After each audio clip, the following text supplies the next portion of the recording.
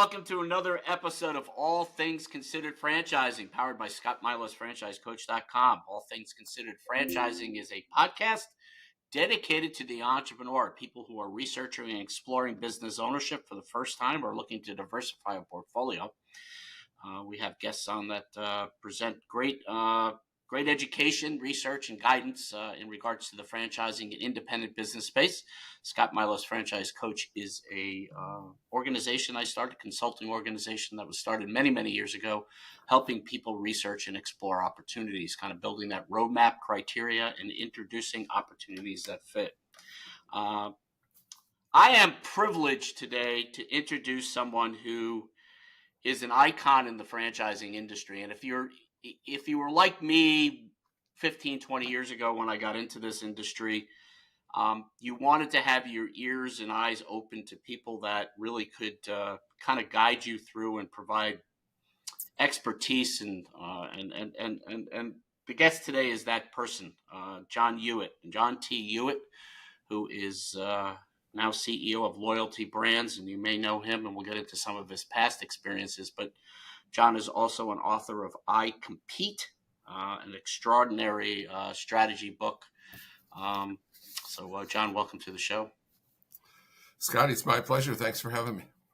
You know, you have been around the franchising industry for well over 50 years. Now, a lot of people, I hope you still look at that as a positive.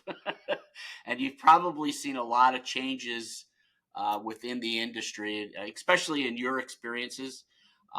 It's safe to say that you were founder, CEO, president, builder of one of the largest and well-known tax franchises, Liberty Tax. What is it about franchising that has kept you going for 50 plus years? What is it about the industry? Because that's remarkable, especially in today's world, business world. I guess part of the reason I love franchising is that it's when you have employees, I found that you can only get about 2 or 3% of employees that act like owners, and that's just so frustrating. But when you have franchises, about 95% of them act like owners. So it's a competitive advantage. I have my franchisee typically competing with the employees of other companies. And so I compete. I'm always looking for that little edge. The edge is ownership versus employee.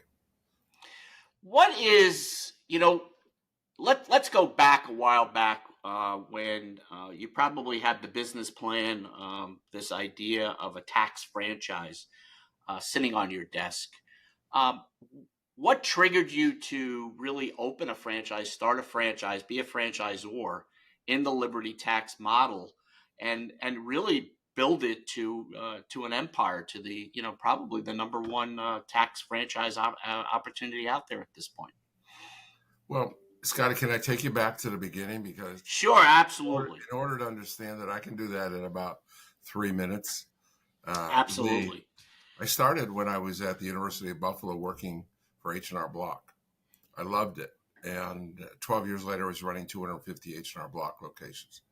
My dad was a CFO of a public company.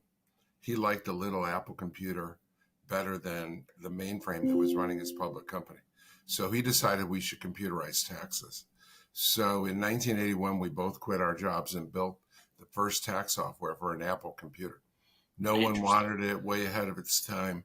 There weren't even 1 million desktops in the country, and got lucky and found a company in Virginia Beach called Mel Jackson Tax Service. Mel had died. We bought 6 offices from his widow. We merged the two companies, changed the name to Jackson Hewitt, and built a $1 billion company. Jackson Hewitt became a $1 billion company with 6,000 locations. Wow. I sold out in 1997 and had a non-compete, but the non-compete didn't cover Canada. So I opened Liberty Tax in Canada, and within 3 years became one of the top 100 retail chains. So now I built one of the top 100 retail chains in the United States and Canada.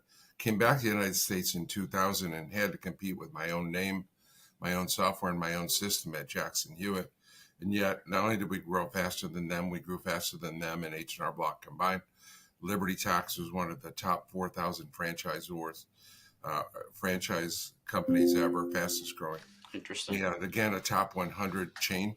So I'm the only person that's built two of the top 100 chains. I brought in 5,200 franchises in my career. They had hundreds of thousands of employees.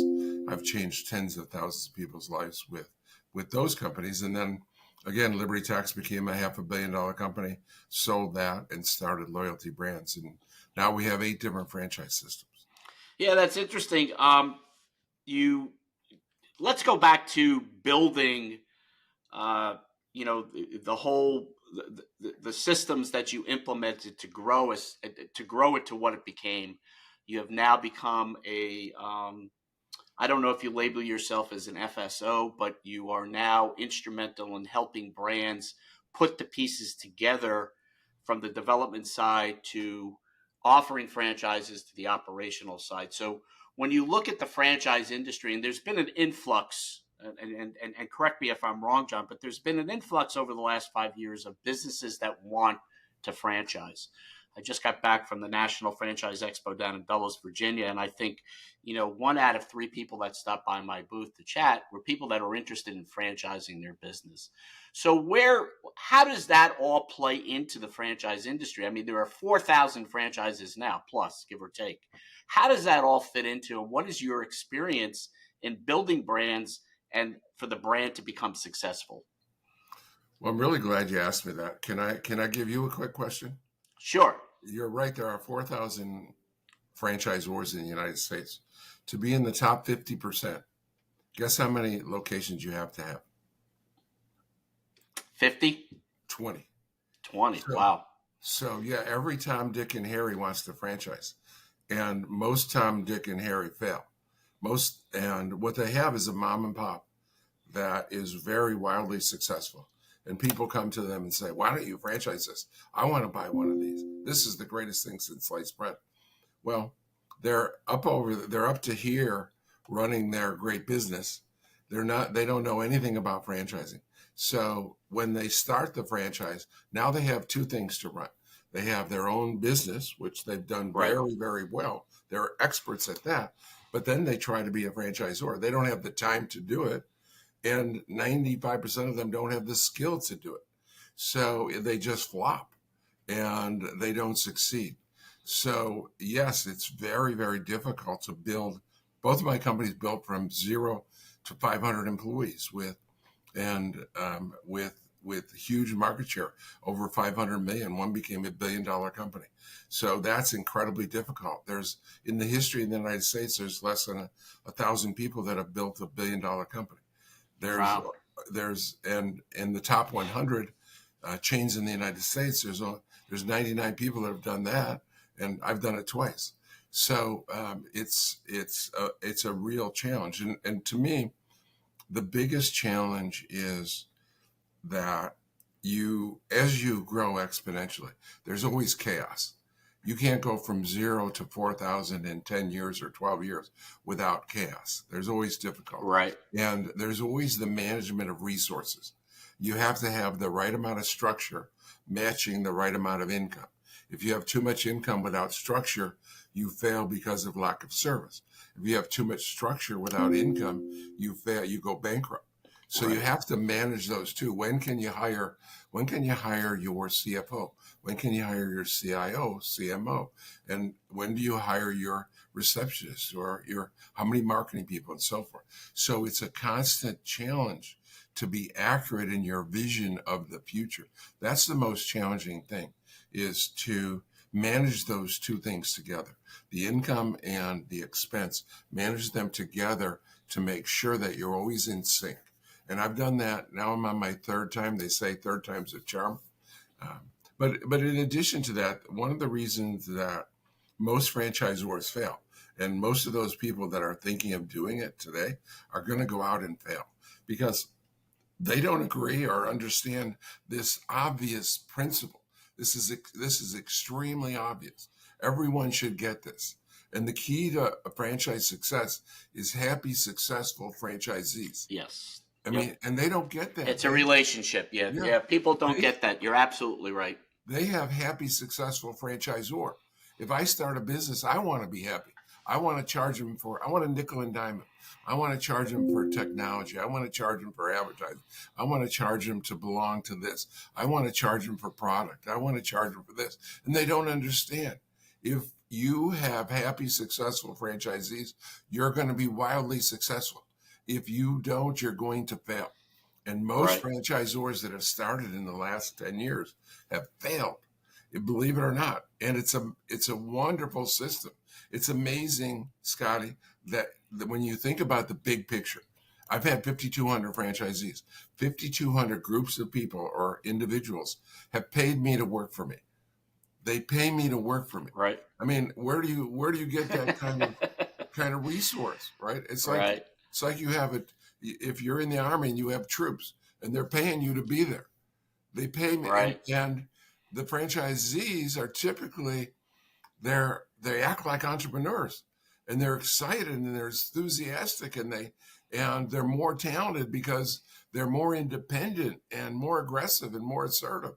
And so you get these great group of people, and then most franchisors let them down. Some of the people listening, we're talking to John T. Hewitt, who's CEO of Loyalty Brands and founder and chairman of the board of Liberty Tax. Had been founder and chairman of the board for Liberty Tax. John, some of the people listening today may be people who are looking to pick up the phone for the first time, start researching, exploring business ownership, have, maybe franchising is the right way for them to go. They're still looking to make kind of that first call. But you just touched on something that's very interesting. In order for a franchisor to be successful, you have to have successful franchisees and that are comfortable with the systems and best practices. And you kind of hit the nail on the head that the franchisor doesn't have their hands in their back pocket, so to speak. There's this image of the Brinks truck from the franchisor showing up the franchisee, putting all the cash into the Brinks truck and driving off. So what is the secret sauce or that recipe for someone who is interested in becoming a franchisee, a business owner? What are some of the secret sauces for that person to be successful as a franchisee? Why should somebody consider franchising, I guess, is the easiest way to put it. Actually, if you get a great franchise system, and there are hundreds of great franchise systems out of the 4,000, at least 400 or 500 great systems, then you don't need to reinvent the wheel. You're given a system, you're given a recipe. You need to go to the kitchen and follow the recipe, and if you start from scratch, and many people that think about getting a franchise think, well, why don't I just do it myself? Well, they don't understand all of the intricacies and all of the time and energy and cost about building a system. And so you get a system. Here's your when you go buy a car at an auto dealer, you don't need to know how it works. You don't need to know. You don't need to be able to fix the engine, right? You don't even need to know how to blow up your tires, right? They'll do everything for you. We do everything for you. You just got to get in it and drive. And now you would think that would be easy. You would think that anyone would get that. Why would you pay good money, to join a franchise system and then not drive it? Why would you get out and go in to open the hood and pull something apart and then get back in and drive? That's crazy, right? Right. But the phrase I've used in my life the most often is 10 times more than any other phrase is just follow the system. You would think it's automatic. This is my 55th year, and most of my franchisees haven't had 55 months or even 55 weeks, and some not 55 minutes. And yet everyone knows better than me from the minute they start. It's amazing, isn't it? The key is follow the system. And I've brought in 5,200 franchisees. Not one has listened 100%. Everyone tinkers. Everyone tinkers. They go and repaint the vehicle, or they add. You're absolutely right. They add in a heater, or they add in this or that. Don't tinker. Learn the system, and then once you got it down pat, then tinker if you think you know better, but don't do anything until you follow the system religiously. But it's against human nature. It's very, Right. very difficult to do. Right. Yeah, I've heard the analogy that whether it's a little Cessna prop plane or it's a Learjet or a 747, to get the plane off the ground is the same way. You got to put the throttle up. It's follow those guidelines to get the plane off the ground. But when you get it up in the air and you're flying, you don't all of a sudden pull back on the throttle and say, okay, I'm up in the air, because if you did that, you crash. And I think that's the idea about franchising, is that people think just because they signed the franchise agreement, got training, now all of a sudden they can go out and do whatever they want and kind of, change the recipes or the best practices. You know, there are also some misnomers about franchising your business too. And I just wanted to go back to this because this is a conversation, like I said, I had in Virginia last weekend about people who are interested in franchising their business. In my mind, it's pretty easy today. And if you go back 15, 20 years, and maybe you'll agree with me, is that it was a little bit more complicated to actually franchise your business. The paperwork, the FDD, the training manual, it was a lot more expensive, and there were a lot more pieces to the puzzle to do it. Today, it's pretty easy through templating and the different systems that people have, and pretty much inexpensive when you think about it, to franchise your business. And what I've been trying to tell people is that the easy part is to franchise your business. I mean, anybody can put an FDD and a training manual and an operations manual together.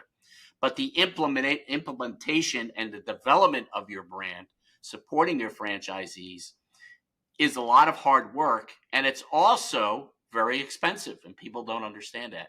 How accurate am I in that, in delivering that message? Well, you're right. Some things have gotten more generic. But with inflation and time, the cost isn't dropped. And yeah, the legal work and the paperwork and which includes the operating manual, the training systems, everything, you can do that for about $100,000, and you can do it well for about $100,000. But then how do you attract new franchisees, and how do you bring them on board? And so you're going to spend $100,000 in operations, or I'm sorry, legal and administrative paperwork, and then you're going to spend another $200,000 trying to get new franchisees on board. Yep. And so now you're in for about $300,000. And what the frustrating thing for most entrepreneurs that fail, and again, most new franchisors fail. The thing they don't understand is they're not dealing with employees anymore. And while they had this successful mom and pop business, they had employees. And most of the time, they're just in one location. But even if Right. not, they have employees that they can dictate to. And now you get a franchisee, you can't boss them around like you could an employee. Right. And you have to treat them they have many hats.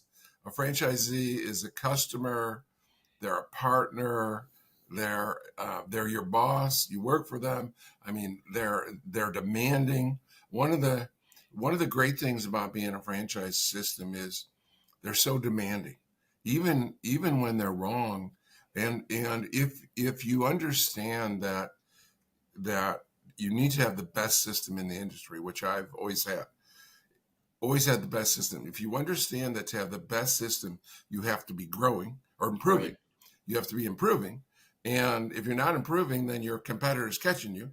So it's so hard to improve without criticism. But with franchise system, I've had 5,200. I'm one of the most criticized people on the planet. There isn't any franchisees that didn't have advice or a complaint for me at some time, and some have hundreds. So right. It's so much easier to learn if you have people complaining. But I've had a lot of people that work for me and seen a lot of other failed franchisors that can't stand that. The minute someone starts complaining, especially if they're wrong, and they can right. be wrong, they hate them and they destroy the relationship. And so it's hard to take criticism. So that's that. And the criticism is often justified. Scotty, if you and I, you're a smart guy. If you and I disagree, I believe Neither one of us is right. The answer is somewhere between us. You might be mostly right. I might be mostly right. It might be 50-50. But if you and Right. I have a disagreement with your experience and your knowledge and your wisdom, then neither one of us is 100%. We need to each think about carefully what the other one is saying. Right. Right. No, you're absolutely right. And uh, being on the franchisor side for many, many years and being part of the upper management team of building a brand, a national brand now, um, you've got to have ears and be able to listen to your franchisees. Some of it you may be scratching your head and going, "Wow, wait a minute, where did this come from?" It's that from left field. But to your point, there's got to be a medium point in the middle. You've got to learn to agree. Human nature is we're going to disagree. You mentioned that before. It's human nature that everybody's going to disagree. The hard part is finding that resolution and somewhere, like you said, in the middle. Um, I want to just before we start running out of time here, I want to get the opportunity to talk to you about uh, loyalty brands because this is a venture you started about 7 years ago. You've become a kind of that silent big radar on the blimp in regards to building brands now, taking on brands that may have come into franchising, started to struggle, now need some hand holding. Tell us about little bit about loyalty brands, what you're doing, and how that's playing an integral part in helping brands grow as a franchise system. Yeah, we have 8 different brands, and I don't have time, obviously, to talk about all 8 brands. And I'll say that we have 2 that are very exciting and fast growing. One is mobile pet grooming, Zoom and Grooming, and the other is our tax division. I've always been the best in tax. I call myself granddaddy of tax. But what we do with each brand is we bring in our mentoring experience, and we bring in our sales team, and we have something that almost no one has in bringing in all these franchisees around the country at Block and Jackson Hewitt and Liberty. I have people in every city in this country of over 25 or 30,000 people that have worked for John Hewitt. And I have, so wherever you want to expand to, if you want to go to Milwaukee or Los Angeles or Jacksonville or Providence, there's someone there that's worked for me before, working for me now. They can be customers, they can be employees, and they can be franchise owners. So we bring a lot to the table, and including cross marketing. Interesting. Yeah, I noticed that Zoom and Grooming, a great brand. It's growing. I mean, you're in the in I'm part of the IFPG referral network, so you're in our portfolio, and you have some home service brands. You're in the staffing industry. You're also in home services. So and of course, like you mentioned, ATAX, another tax company that you're starting to build, that's done very very well. John, any closing remarks? Anything you want to share with our listening audience about franchising? Anything, any words of wisdom for anyone who's, like I said, looking to pick up the phone and kind of make that first step, or somebody who may be looking to diversify their portfolio? Any closing comments at this point? It all comes down to there are great franchises and there are failing franchisors. So be very, very careful. And most people are better served about owning a franchise than starting in business for themselves. I mean, Sam Walton owned a franchise. Dave from Wendy's owned a McDonald's franchise. So, people are better served by owning a great franchise. But keep in mind this phrase: happy, successful franchisees. And it contains 2 words: happy and successful. There are many systems that I've seen that the franchisee can be happy for a while. They're feel good businesses, but eventually, if you're not getting a great return on investment, you're not successful. You're going to get out of that business. You're not. Right. None of us are in this to be a charitable organization, to be a nonprofit organization. If you're for profit, you got to make sure that the system you're joining is the franchisees are both profitable and happy. That's great. Well, John, we appreciate your time here. I know you're a busy guy, and I think what I respect most about who you are and what you're doing is that your passion for business ownership, especially in the franchising industry. I mean, you've always been one to step forward and offer guidance and advice and education to people like myself. And, franchising, like you said, really offers the opportunity for somebody to get into business with a partner and own the business, but have all those systems and bells and whistles already in place. But like you said, you need to dot the I's, cross the T's, do your validation, and make sure that it is the right opportunity for you. If anyone would like to connect with John, you can check him out on LinkedIn, John T. Hewitt, Hewitt. You can also visit his loyaltybrands.com website. That's loyaltybrands.com. I am your host, Scotty Milas, All Things Considered Franchising. To review this episode, or all the other episodes, I should say, visit allthingsconsideredfranchising.com and all the podcast channels out there. For those of you who may be interested in learning more about franchise opportunities, business ownership, you can connect with me on LinkedIn or go to scottmilasfranchisecoach.com and fill out the inquiry form, and I'll get back to you in a timely manner to discuss. John, we wish you all the best, and we hope to get you back on sooner rather than later. And keep doing what you're doing, because you're just a great asset to the franchising industry. Thanks, Scotty. It's been a great pleasure. Thank you.